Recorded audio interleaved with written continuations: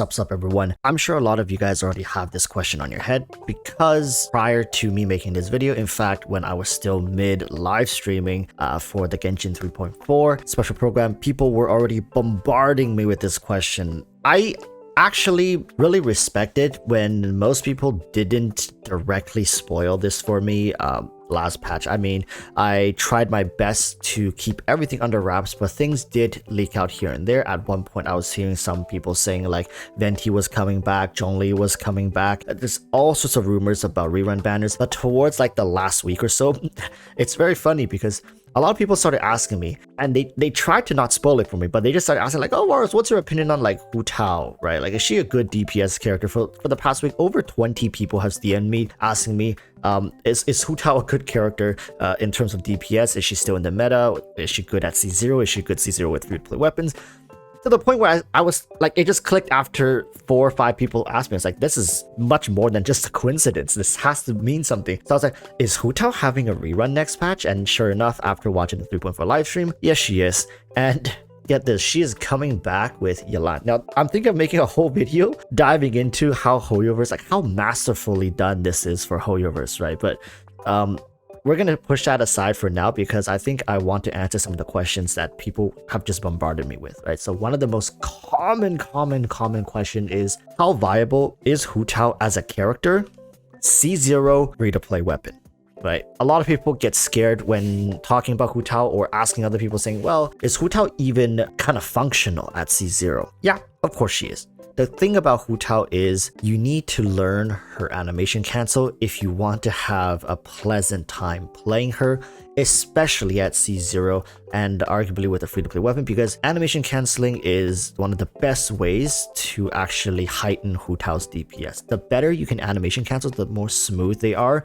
You're gonna just ooze out more charge attacks within the time frame. Now, especially at C0, if you don't start off your elemental infusion with a relatively full stamina bar, you likely won't even be able to land every single one of the charge attacks. So it's likely less of an issue, I would say, for C0 Hutao players, especially if you are bad at managing your stamina bar. So let's say if you like fighting enemies and it is mid-fight, you like to add in like one of these dashes, or you're fighting, you just like to add in these dashes, you're gonna have some problems with Hutao. Hutao is somebody who is very strict with stamina gauge consumption, meaning that you can't be lackluster, especially at C0. Now, does this mean that you can't play her at C0 if you have these bad habits? No. In most cases, if you build your Hutao right, her damage numbers, meaning that her charge attack, you're getting the same number. There is literal no difference when it comes to C0, C1 Hutao with damage, right? But there is a DPS difference. And when I say DPS and damage, you guys might get confused. Like, what's the difference for us? Damage is the instance of damage. This number you see on screen per charge attack. DPS is damage done given a certain window. Now, this window could be, you can set it as 5 seconds, 10 seconds, a minute, 10 minutes, an hour, whatever you want. My point is, Hutao's DPS can change because it's just much easier to work around her C1, because when you charge attack, it doesn't consume any stamina, meaning that you can position yourself better. You can always guarantee full, I think, 9 charge attacks. If you do it frame perfect or really well, you can squeeze 10 charge attacks in there, but it's very difficult to do. And likely you need a low ping, you need to be on PC, and you need to just frame perfect animation cancel most of her charge attacks, right? So 8 or 9 is usually what you're gonna get for Hutao. That's C1. You get that consistently. Another big thing with Hutao C1 is it allows you to use dash cancel. Well, it doesn't allow you, it makes it viable, right? C0, you can do dash cancels. What dash canceling is, Hutao has 2 cancels. I gotta get off this roof to show you guys. So I know this is getting a little long, but don't worry, I'm going to talk about Yelan later in comparison with Hutao to Yelan, and I'll likely have more videos going into depth for these characters, all right? So here's the thing. The reason I'm able to be very meticulous with you this time is because I play Hutao a lot, like a lot. She's probably my most played character, and she's not hard to play, it's just she's a little annoying at times, right? So here's the thing. Hutao has 2 animation cancels. One is the jump cancel. That's the jump cancel. It means like when you see the dash, you can jump. The other one is dash cancel. This one is the one you see my stamina bar start being consumed. Dash cancel is much better than jump cancel in the sense that it adds maneuverability. It's more dynamic in that sense. Like, you can control your direction after your charge attack. You can set up with certain enemies. So for example, I want to reset myself. You can even do like a little zigzag dash.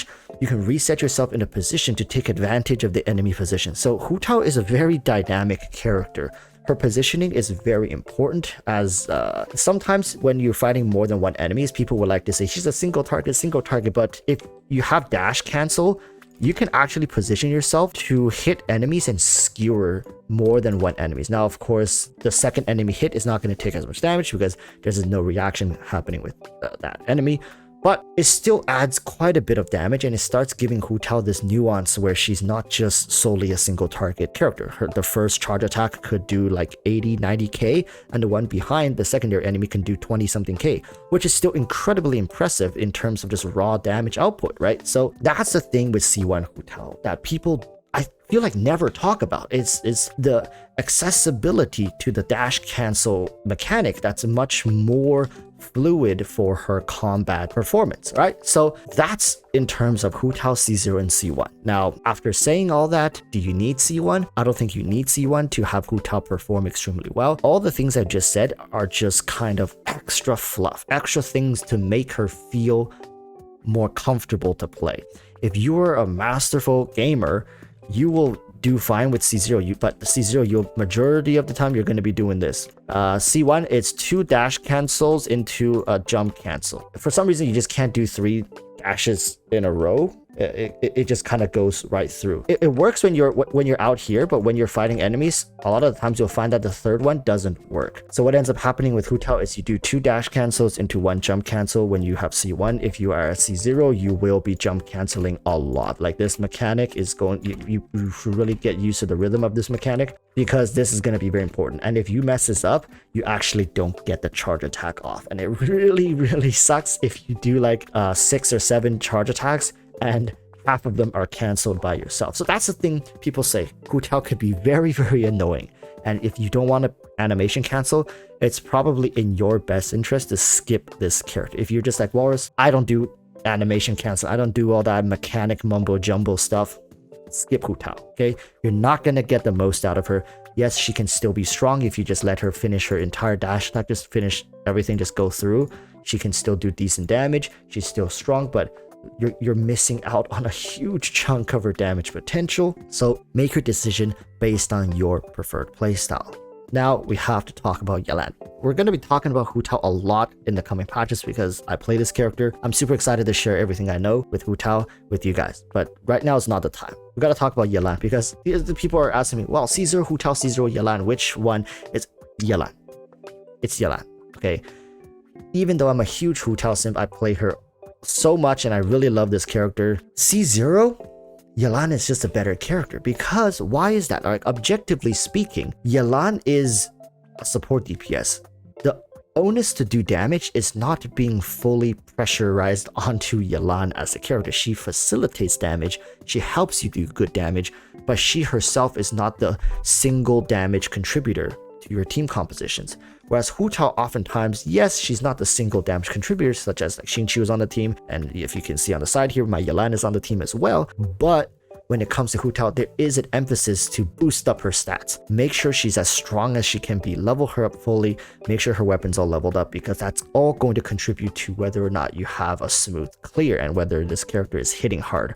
Meaning, ideally, you want a 5-star weapon on Hutao, whereas Yelan has amazing, and I mean amazing 4-star options. And I said earlier, Hutao C1 versus her C0 could be the difference maker for certain players, whereas Yelan C1 and C0 makes close to no difference. It doesn't really matter if you have a C1 Yelan or C0 Yelan. The key to her success doesn't change. She's still a superb character at C0. In fact, a lot of people would lean towards a C0 Yelan just because of how easily accessible she is.